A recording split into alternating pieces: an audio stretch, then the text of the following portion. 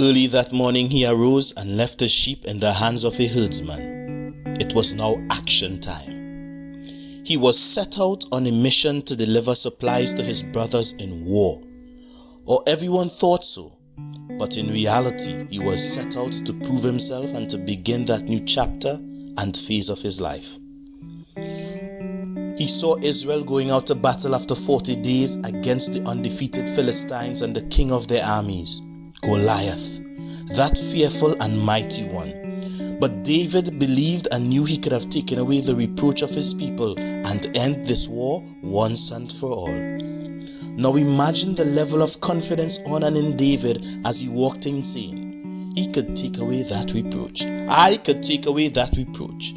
A confidence so great that he was unmoved when his older brother Eliab was displeased and said, "Why did you come down here? And with whom have you left those few sheep in the wilderness?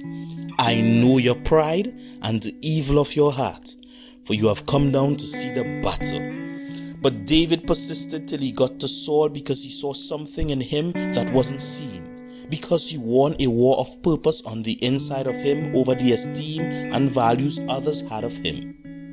Why, they said, "You are a shepherd, you are prideful, and you are evil, and you should be gone." David saw king, ruler, victor, and much more to life than his current situation. And I say all this to say, the same goes for you. Do you see more to life than your job or what others have ascribed to you? Listen up, as I cannot stress anymore the importance of this. There are wars waging on the outside and will always come to tear us apart. We must win. But there's a greater war on the inside, which, if that is not won, we will not allow the ones outside to be won. Like David, we must win those wars on the inside of us. David's brother saw him as mischievous and unwelcome, but ignorant was he that David's time to prove to everyone his purpose was at hand. What are you waiting for? It's time to prove what you have been created for. From David's heart, it literally was shown. He was anointed and the strength of the Most High was within him. What about you? Win those wars within, dear friends. Win those wars of differences of opinions. Win those battles in your mind that attempts to have you believe that you are weak, invaluable, purposeless, and destined for defeat. You are not. Win those wars and say within, there's much more to life than this. There's much more to my life than this.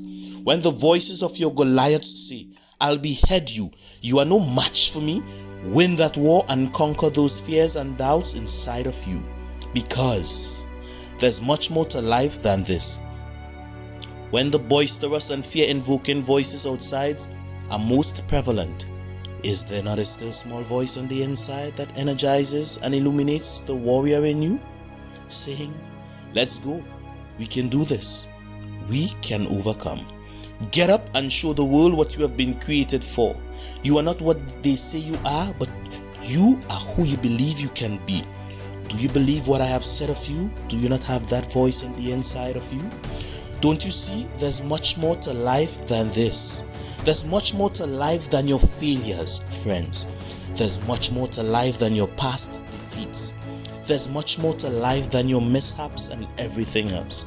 But to see it all and conquer those giants like David, you must see differently.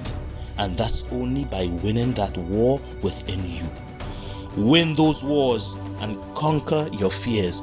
Work on your gifting and fight to get to your promised land. Work to leave your legacy. Whatever you have to do, always remember, it's never possible to win that war if you don't believe and see much more than this. When there is no enemy within, the enemy without can do you no harm. For you have not been given a spirit of fear, but of power and of love and of a sound mind. So with all these, go forth and leave your mark and prove what others may fail to see. There's much more to your life than your past and current situation.